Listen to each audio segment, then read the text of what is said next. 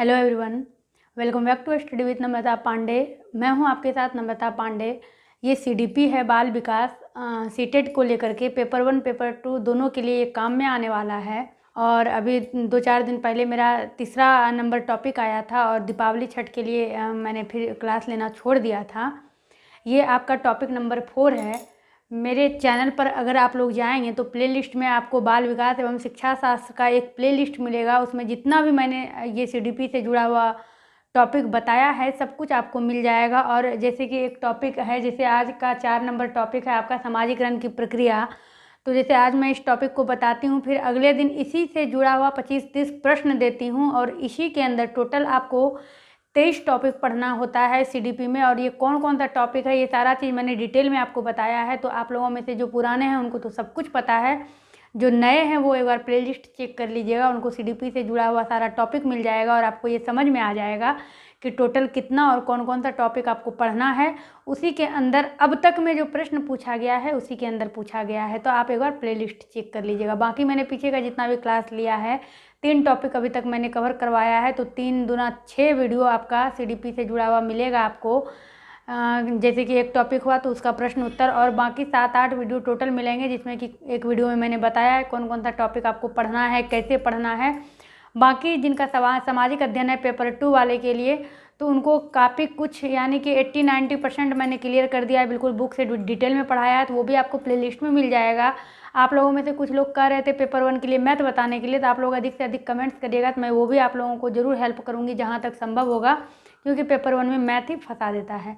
तो इतना जानकारी देने के बाद अब चलिए बढ़ते हैं आगे टॉपिक की तरफ। चैनल पर जो नए हैं चैनल सब्सक्राइब करिएगा, बेल आइकन प्रेस कर दीजिएगा ताकि मैं कोई भी वीडियो अपलोड करूं तो उसका नोटिफिकेशन आपको मिलता रहे। और जो पुराने हैं वो तो हैं ही, वीडियो लाइक कर दीजिएगा। ये चौथा पॉइंट है आपका समाजीकरण की प्रक्रिया, सोशलाइजेशन प्रोसेस। जिस प्रकार की बाल विकास जो सीडीपी होता है उसमें आपको हिंदी और इंग्लिश दोनों साथ साथ लेकर चलना होता है, क्योंकि बाल विकास में कुछ हिंदी के ऐसे शब्द होते हैं जो आपके लिए समझना थोड़ा मुश्किल हो जाता है। तो एक तरफ आपका हिंदी रहता है, दूसरी तरफ इंग्लिश होता है। तो फिर अगर आप हिंदी के साथ साथ इंग्लिश पढ़ते जाएंगे तो आपके लिए बिल्कुल इजी हो जाएगा। और पीछे जो मैंने 3 टॉपिक बताया है उसमें हिंदी विथ इंग्लिश, इससे क्या होगा आपके इंग्लिश में सुधार भी आ जाएगा अगर आपका इंग्लिश वीक है तो, और आपकी पकड़ भी सीडीपी पर बिल्कुल अच्छी हो जाएगी। सीडीपी एक ऐसा टॉपिक है जो कि आपने बीएड के दौरान भी पढ़ा था, सीटेट में भी पढ़ रहे हैं, और आगे इसी प्रक्रिया को फॉलो करते हुए आपको टीचर बनना है। आपको करना क्या है, मैंने जितना भी पॉइंट लिखा है इस सब पर मैं आपको डिटेल में बताऊंगी, समझाऊंगी, आपको ध्यान से सुनना है। और हो सके तो ये जितना पॉइंट है ये सब आपको लिख लेना है, कौन कौन सा पॉइंट मैंने लिखा है अभी मैं आपको बताऊंगी। और उसके बाद मैं जिस पॉइंट पर जो बोल रही हूँ उसका एक बार अध्ययन करिएगा। फिर अगले क्लास में जब मैं प्रश्न उत्तर लेकर आऊँगी तो आपको क्या करना है, जब मैं प्रश्न पढ़कर कंप्लीट करूँगी तो मेरे वीडियो को या तो आप लोग पॉज कर दीजिएगा या तो बिल्कुल स्लो कर दीजिएगा, और ऑप्शन को खुद से पढ़ के आंसर को टिक करके रखिएगा। फिर जब मैं ऑप्शन बताऊँगी तो आप मिलान करिएगा आपका कितना सही आता है। और आप लोगों में से कई ऐसे हैं जो कि इतना मेहनत करते भी हैं। तो आज का जो ये टॉपिक है समाजीकरण की प्रक्रिया यानी सोशलाइजेशन ऑफ प्रोसेस, इसमें हमें देखना है कि हमें क्या क्या पढ़ना है। तो इसमें हमें बस 4 से 5 टॉपिक पढ़ने हैं, कवर करने हैं, कुल मिलाकर आप 6 ले लीजिए। पहला आपका है समाजीकरण की अवधारणाएं। इसका इंग्लिश मैंने नहीं लिखा है क्योंकि समय भी लग जाता और जगह भी ले लेता, आपको खुद लिखना है। कॉन्सेप्ट ऑफ सोशलाइजेशन, समाजीकरण की अवधारणाएं। दूसरा जो आपका टॉपिक है ये है बच्चों के समाजीकरण में माता पिता एवं परिवार की भूमिका। तो इसका कैसे इंग्लिश करना है मैंने वो भी बताया है, पीछे से करना है। भूमिका यानी कि रोल, रोल हो गया, रोल ऑफ परिवार एवं माता पिता यानी role of family and parents. मैं बस सिर्फ आपको बता रही हूँ कैसे आपको करना है पेरेंट, किसमें, बच्चों के समाजीकरण में। तो बिल्कुल पीछे से जाना है, role of family and parents में यानी इन समाजीकरण, सोशलाइजेशन।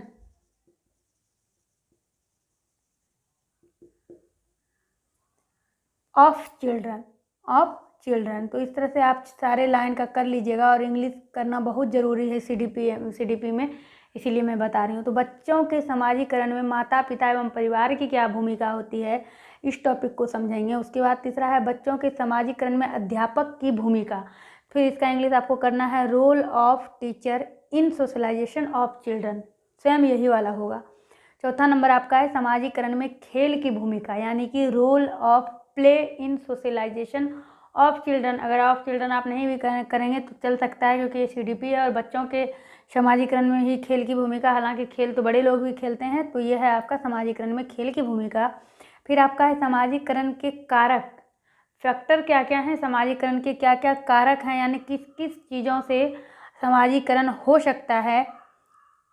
इसको आप इस प्रकार से समझिएगा, किस किस चीज़ों से, यानी कि किस प्रकार का आप उसको कारक फैक्टर उपलब्ध कराते हैं जिससे कि बच्चों का समाजीकरण होगा। और आखिरी आपका है बालकों का समाजीकरण करने वाले तत्व, यानी कि क्या क्या तत्व है, किस किस से जुड़ा हुआ चीज़, ये है कारक, यानी कि एक जिसको आप कहते हैं हिंट्स। जैसे कि एक आपको ये समझना है कि दो चीज़ लीजिए, एक अगर यहाँ पर एक बच्चा है, ये बच्चा यहाँ पर एक बॉल रखा हुआ है, इस बॉल से इसको खेलना है, और दूसरा क्या है कि इसका नाम है खेल। तो दोनों को आप फैक्टर ही कहिएगा, लेकिन यहाँ खेल के शब्द के बारे में आप बोल के समझाइएगा, और यहाँ पर आप इसको एक चीज़ दे रहे हैं, तत्व दे रहे हैं। तो यहाँ पर यही है, ये समाजीकरण के करने वाले तत्व हैं, और ये जो खेल जैसे कि शब्द को बोलकर समझाना है, तो ये यहाँ पर इसके कारक हैं, फैक्टर हैं। तो इसको हमने समझा। अब एक एक करके हम आगे बढ़ते जाएंगे। ये जो है समाजीकरण की अवधारणाएं। सबसे पहले हम लोग कॉन्सेप्ट जो समाजीकरण के बारे में है कि समाजीकरण क्या है। क्या समाजीकरण सिर्फ बच्चे का ही होता है? समाजीकरण अगर किसी बालक का नहीं हो तो क्या होता है? आखिर समाजीकरण की अवधारणाएं कॉन्सेप्ट, ये चीज़ मैं बार बार CDP के कई वीडियो में बताती हूँ। जैसे कि लोगों के मन में उसके प्रति एक धारणाएं बन गई है, एक अवधारणाएं बन गई है कि वो गलत है, यानी कि एक विचार पैदा होना। कॉन्सेप्ट मतलब एक विचार ऐसा जो कि लोग अपने मन में उसको बैठा लेते हैं। जब आप CTET की तैयारी कर रहे होते हैं तो 6 to 8 का जब पेपर 2 के लिए सामाजिक अध्ययन पढ़ते हैं, तो आप जो उसमें राजनीतिक एवं सामाजिक जीवन पढ़ते हैं, तो उसमें आप देखेंगे रूढ़िवादी धारणा।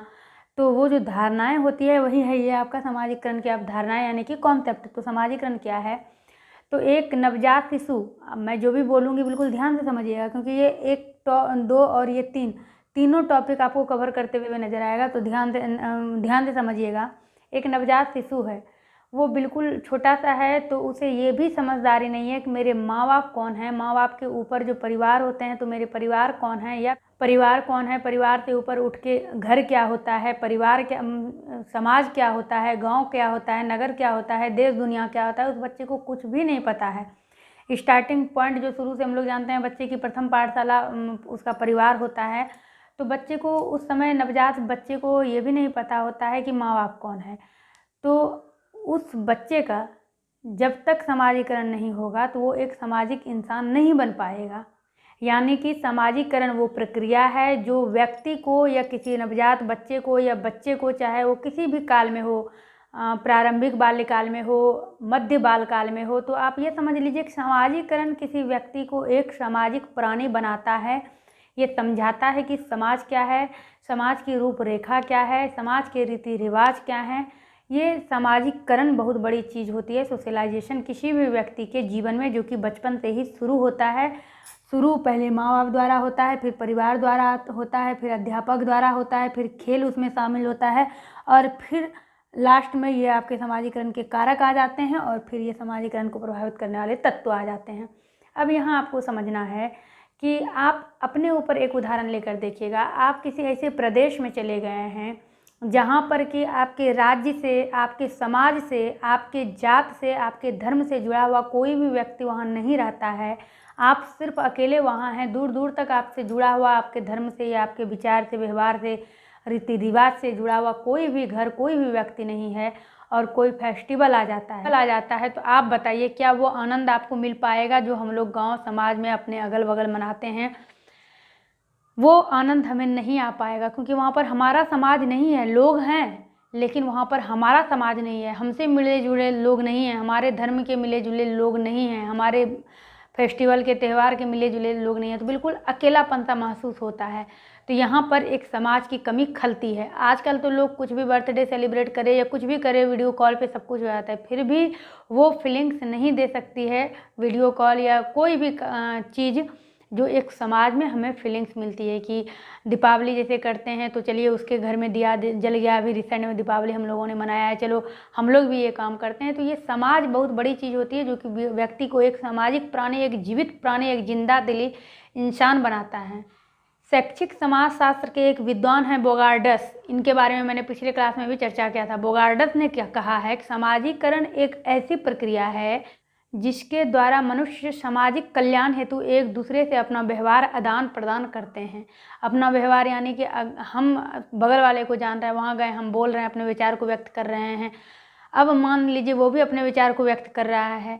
अगर मान लीजिए समाजीकरण मेरे अंदर नहीं होता, बिल्कुल अकेले अकेले रहने का हमें आदत होता और हम किसी और क्षेत्र में रह रहे हैं तो फिर हम बिल्कुल अकेले महसूस करते हैं। लेकिन अगर हमारे अंदर समाजीकरण की प्रक्रिया है तो हम ज़रूर बगल वाले से बात करने जाएंगे, समझने जाएंगे, अच्छा आप में ये फेस्टिवल नहीं होता है, हमारे में होता है। तो ये बोगार्डस ने ऐसा कहा है कि समाजीकरण एक ऐसी प्रक्रिया है जो समाज के कल्याण हेतु, क्योंकि इससे समाज का भी कल्याण होता है, हम उस व्यक्ति से मेल जोल बढ़ाएंगे तभी हम उसके दुख दर्द को समझ पाएंगे। उसे कोई परेशानी 12 बजे रात में होगी तो हम दौड़ कर उसके लिए जा सकते हैं। इसी को ही हम लोग, दिस इज़ कॉल्ड सोशलाइजेशन, इसी को हम लोग सामाजिकरण कहते हैं। समाज की भावना हमारे अंदर है, क्रूरता नहीं है।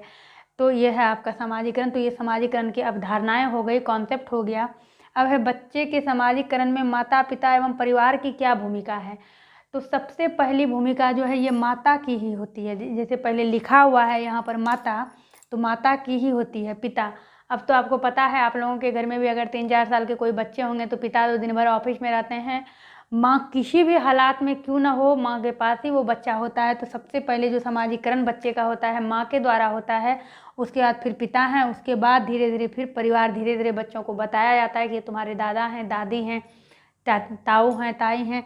तो बच्चे के सामाजिकरण में माता पिता की क्या भूमिका होती है। तो जब प्रारंभिक बाल्यकाल बच्चे का होता है, यानी कि शैशवावस्था जिसको कहते हैं आप, और धीरे धीरे जब बच्चा बड़ा हो रहा होता है तो अनेक चीज़ों के बारे में उसके अंदर जानने की उत्सुकता होती है। जिस प्रकार के आपको मैंने बताया है कि किस अवस्था में बच्चे की जानने की प्रवृत्ति होती है, सीखने की, तो वो उसको माँ ही डायरेक्ट करती है, माँ ही डायरेक्शन उसको देती है।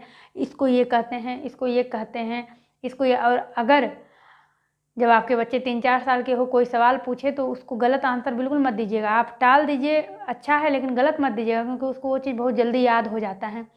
अगर आपसे किसी प्रकार के प्रश्नों का उसको उत्तर नहीं मिला तो वो उस प्रश्न को जमा करके रखता है और फिर सेकंड राउंड में वो अपने पिता से उस प्रश्न के उत्तर को जानने का प्रयास करता है।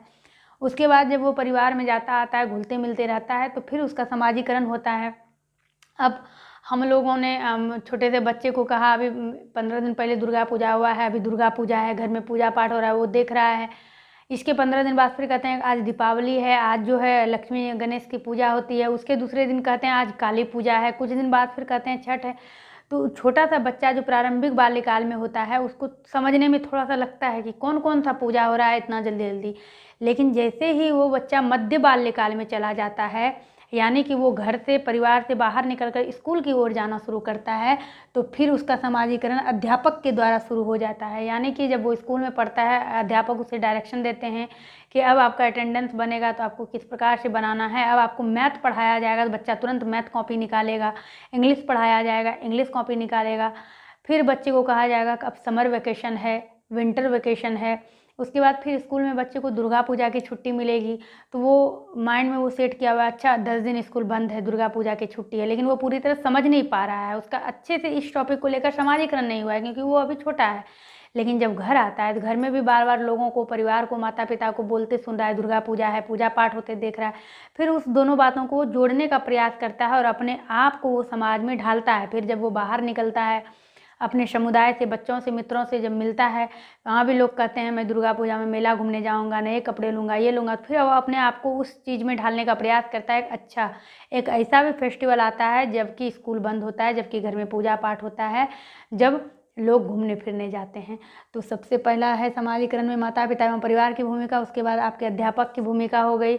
अध्यापक ने जो होमवर्क दिया उसको फिर घर में आके पेरेंट्स उसको कंप्लीट करवाएंगे। पेरेंट्स ने जो सवाल लिख के दिए अध्यापक देखेंगे।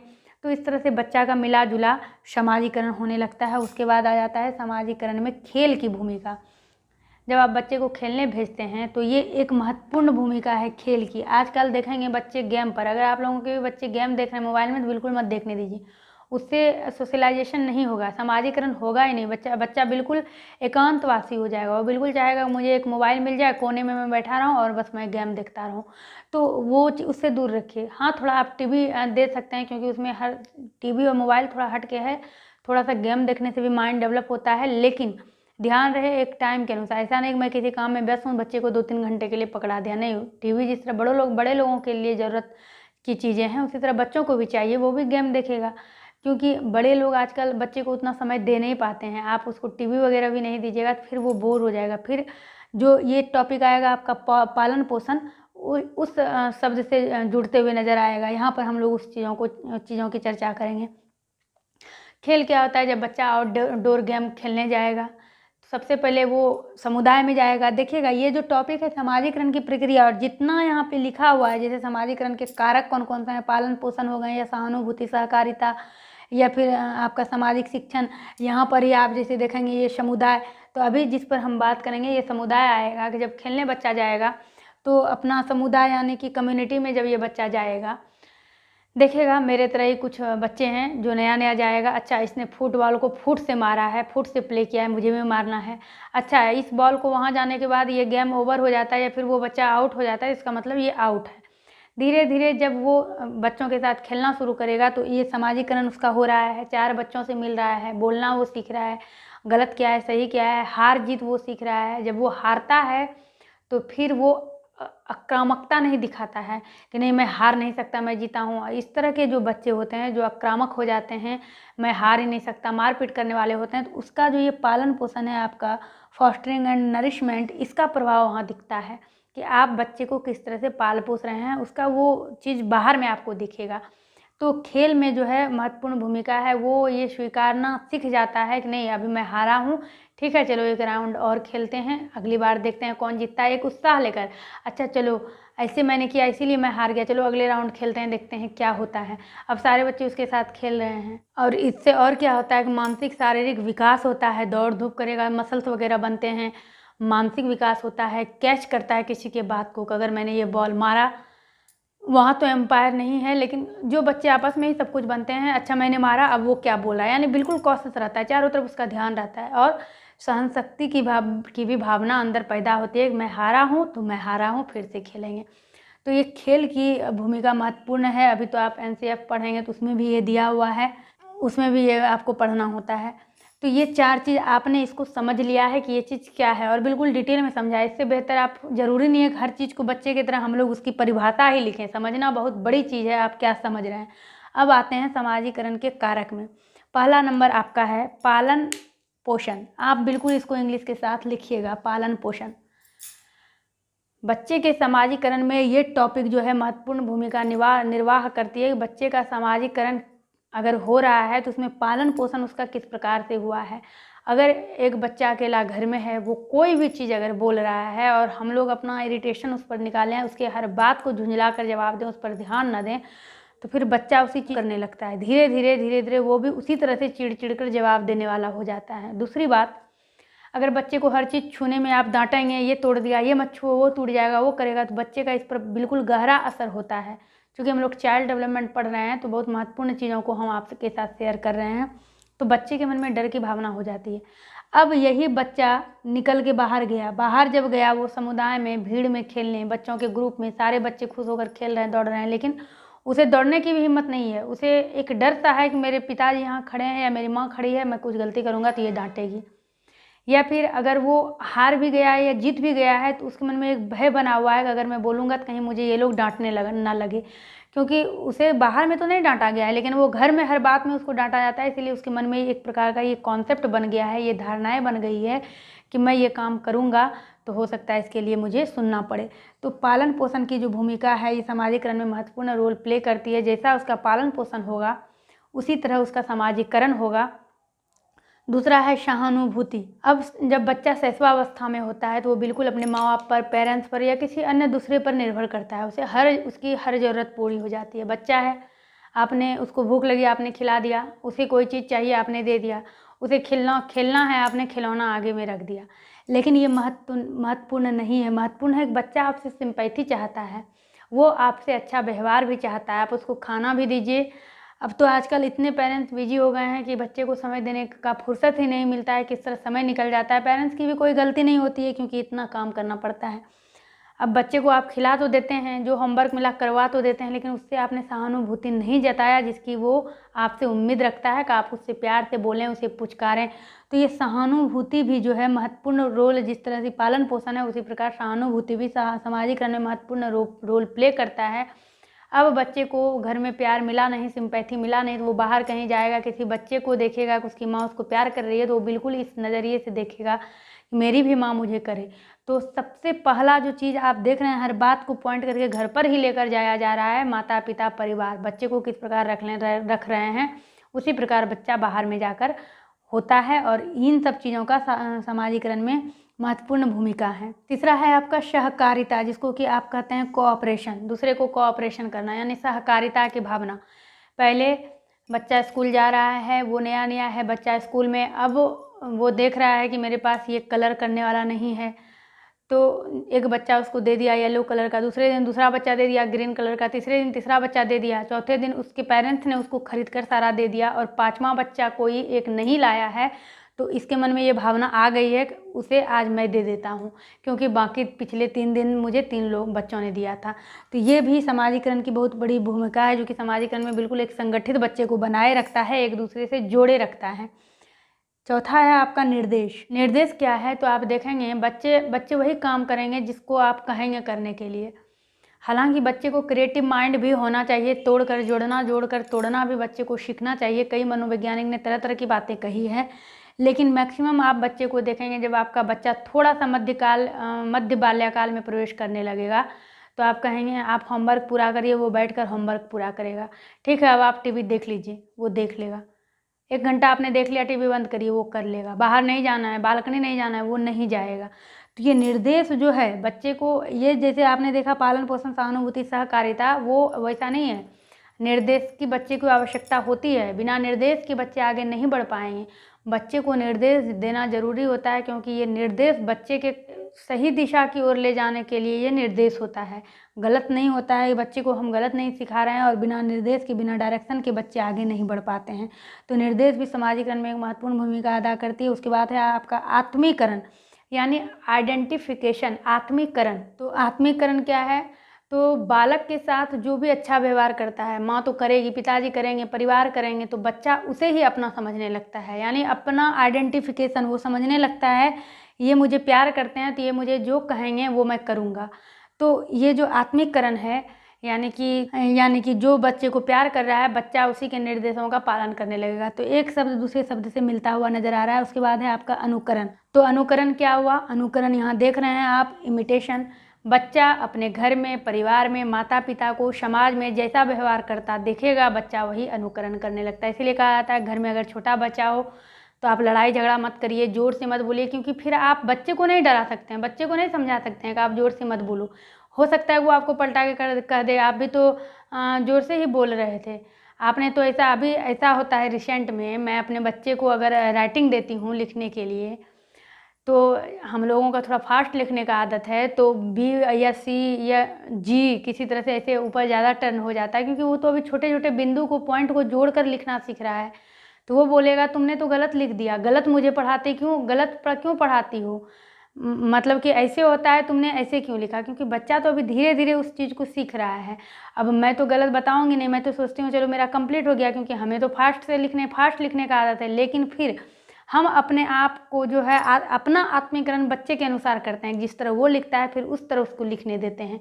तो कभी कभी बड़ों को भी आत्मीकरण करना पड़ता है बच्चों के लिए, बच्चा बनना पड़ता है बच्चों के लिए। अगला है आपका सामाजिक शिक्षण, यानी कि किस तरह का आपका समाज है। समाज अगर कहता है ये ऐसे ही गंदे समाज में के पले बढ़े लोग हैं, ऐसा ही व्यवहार है, आप अलग समाज में रहिएगा तो आप उसी तरह से हो जाइएगा। आदिवासी समाज में अगर कोई एक साधारण व्यक्ति रहने लगे तो उसे देखते देखते देखते वो साधारण इंसान भी आदिवासी जैसा ही होने लगेगा। जिस समाज में आप रहिएगा उसी तरह से आपका जो है एजुकेशन होने लगेगा।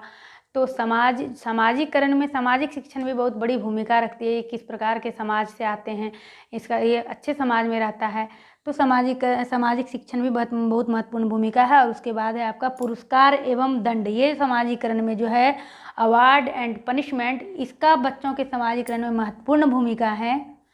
इसमें कोई बच्चा अगर अच्छा काम करता है उसे पुरस्कार दिया जाता है, अवार्ड दिया जाता है, 4 लोगों में चर्चा होती है इसने अच्छा काम किया तो वो और भी प्रोत्साहित होता है और उसी तरह के काम की तरफ आगे बढ़ता है।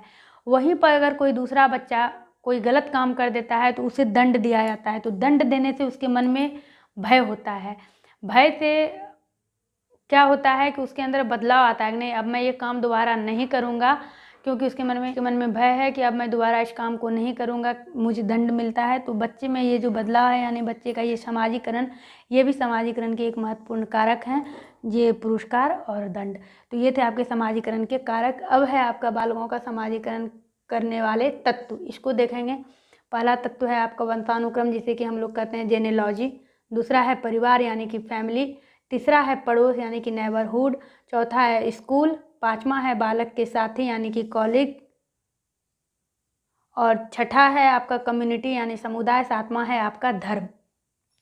अब जब हम लोग इधर आते हैं बालकों का समाजीकरण करने वाले तत्व, तो वंशानुक्रम यानी कि जेनेलॉजी, आप हिंदी के साथ इंग्लिश भी लिखते जाइएगा तो आपको याद भी होते जाएगा। जेनेलॉजी, बच्चा किस प्रकार के वंश में जन्म लिया है उसके अंदर वो चीज़ देखने को मिलता है। जिस प्रकार बच्चे के पूर्वज हैं, जिस प्रकार माता पिता हैं, या जिस प्रकार ये चीज़ आप लोगों ने कई बार पढ़ा हुआ है, तो इसीलिए, और ये जितना भी आपने सामाजिकरण के कारक को देखा उससे मिलता जुलता ये सारा, इधर आपने 8 टॉपिक को देखा। ये जो 7 टॉपिक है, जैसे कि आपने ये देखा कि role of teacher in socialization of child या फिर चिल्ड्रन, तो उसमें जो आपने टीचर का देखा तो स्कूल है तभी टीचर है, इसीलिए यहाँ पर ये स्कूल जो दिया हुआ है, स्कूल का क्या रोल है। और ये जहाँ जैसे दिया हुआ है आपका हो गया जेनेलॉजी, हो गया फैमिली, हो गया नेबरहुड हो गया, फिर स्कूल हो गया, फिर कॉलेज हो गया, फिर आपका ये कम्युनिटी और रिलीजियन, बिल्कुल तारतम्यता से दिया हुआ है। पहले बच्चे का घर से जो भी सामाजिकरण शुरू होता है घर से, तो ये वंशानुक्रम हो गया आपका। दूसरे नंबर पर